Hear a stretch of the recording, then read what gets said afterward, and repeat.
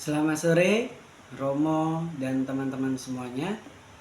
Pada kesempatan kali ini, saya akan membawakan homili untuk Misa Hari Minggu Biasa ke-11 tahun A. Dan konteks pada homili yang akan saya bawakan hari ini adalah umat wilayah Santa Catarina da Siena. Selamat menyaksikan. Tuhan berserta kita sekarang dan selama-lamanya. Inilah Injil suci menurut Matius. Dimuliakanlah Tuhan.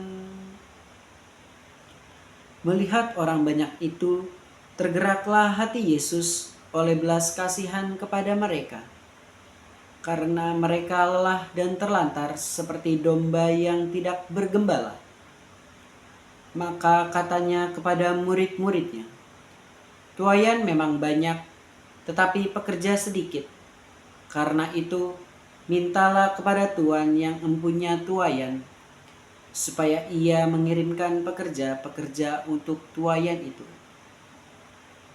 Yesus memanggil ke-12 muridnya dan memberi kuasa kepada mereka untuk mengusir roh-roh jahat dan untuk melenyapkan segala penyakit dan segala kelemahan. Inilah nama ke-12 rasul itu. Pertama, Simon yang disebut Petrus dan Andreas saudaranya, dan Yakobus anak Zebedius dan Yohanes saudaranya, Filipus dan Bartolomeus, Thomas dan Matius pemungut cukai, Yakobus anak Alfeus dan Tadeus, Simon orang Zelot dan Yudas Iskariot yang mengkhianati dia. Ke-12 murid itu diutus oleh Yesus, dan ia berpesan kepada mereka, "Janganlah kamu menyimpang ke jalan bangsa lain atau masuk ke dalam kota orang Samaria. Melainkan pergilah kepada domba-domba yang hilang dari umat Israel.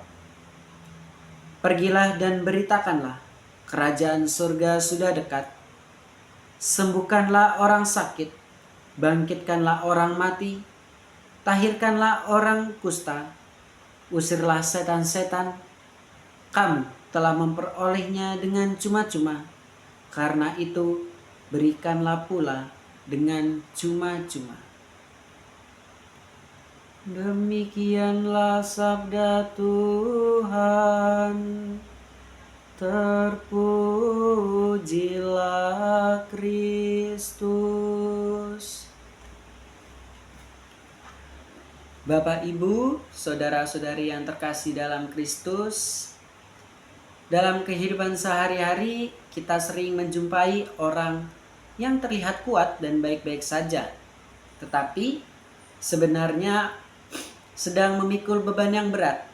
Ada yang sedang berjuang memenuhi kebutuhan keluarga, ada yang sedang menghadapi masalah kesehatan, ada yang mengalami kesulitan dalam berumah tangga, bahkan ada juga yang merasa lelah secara rohani.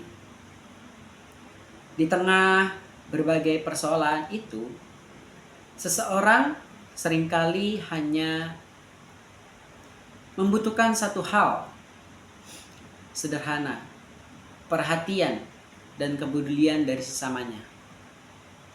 Inilah yang kita lihat dari Injil kita hari ini. Ketika orang banyak itu melihat Yesus tergerak oleh belas kasihannya, ia melihat mereka sebagai domba-domba yang lelah dan terlantar tanpa gembala. Yesus tidak memandang mereka dengan sikap menghakimi, melainkan dengan hati yang penuh kasih. Karena itu, ia memanggil dan mengutus para muridnya untuk melanjutkan karya-karya dan membawa harapan yang menghadirkan kasih Allah bagi mereka yang membutuhkan. Kasih Allah itu juga ditegaskan oleh Rasul Paulus dalam bacaan kedua. Paulus mengatakan bahwa ketika kita masih lemah dan berdosa, Tuhan Yesus telah wafat bagi kita. Ini menunjukkan bahwa Allah mengasihi kita bukan karena kita sempurna, melainkan karena kasih-Nya memang tidak terbatas. Sebelum kita datang kepadanya, Allah telah lebih dulu datang kepada kita. Dan sebelum mengasihinya, Allah telah lebih dahulu mengasihi kita. Bapak, Ibu, dan saudara-saudariku yang terkasih, Sabda Tuhan hari ini mengajak kita untuk melihat kehidupan umat wilayah kita di wilayah Santa Catarina da Siena ini. Mungkin di sekitaran kita ada anggota umat kita yang sedang sakit. Lalu juga ada keluarga yang sedang mengalami kesulitan ekonomi, terus lansia yang hidupnya sendirian, atau bahkan umat yang mulai jarang hadir dalam kehidupan menggereja. Kadang-kadang mereka membutuhkan bantuan yang besar. Mereka hanya membutuhkan perhatian, sapaan, kunjungan, atau doa yang tulus. Melalui hal-hal sederhana itulah Kristus memberikan kasih yang dapat dirasakan secara nyata. Yesus tidak hanya menunjukkan belas kasih-Nya, tetapi juga mengutus para murid-Nya. Artinya, setiap orang yang telah menerima kasih Tuhan juga dipanggil untuk menjadi pembawa kasih itu bagi banyak orang. Tugas ini bukan hanya milik pastor atau pengurus gereja saja. Semua umat dipanggil untuk ikut ambil bagian. Ketika kita peduli kepada sesama kita, lalu mengunjungi yang sakit, membantu yang membutuhkan, atau mengajak kembali mereka yang mulai menjauh dari gereja, kita sedang melaksanakan perutusan Kristus. Tuhan Yesus juga berkata, "Kamu telah memperolehnya dengan cuma-cuma, karena itu berikanlah pula dengan cuma-cuma." Kita menerima begitu banyak berkat dari Tuhan, karena kita pun dipanggil untuk memberi dengan tulus dan tanpa pamrih. Jadi ketika kita membantu, ketika kita memberi, kita lakukan itu dengan penuh kasih dan tanpa pamrih, atau tanpa mengharapkan imbalan dari orang yang kita bantu dan dari orang yang kita beri. Banyak kasih yang kita bagikan, semakin nyata pula kehadiran kerajaan Allah di tengah masyarakat. Bapak, Ibu, dan saudara-saudara yang terkasih, marilah kita bertanya kepada diri kita masing-masing. Sudahkah kita menjadi tanda kasih Allah bagi sesama?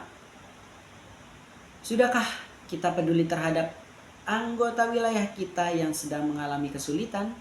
Dan sudahkah kita terlibat dalam kehidupan gereja sesuai kemampuan yang kita miliki? Semoga melalui sabda Tuhan hari ini, kita semakin menyadari bahwa kita adalah orang-orang yang telah dikasihi Allah. Semoga kasih itu tidak terhenti pada diri kita sendiri, tetapi mengalir kepada keluarga, lingkungan, dan wilayah kita. Dengan demikian, melalui perhatian dan pelayanan yang sederhana, kita dapat menghadirkan belas kasih Kristus bagi sesama. Semoga Tuhan Yesus memberkati kita semua. Amin.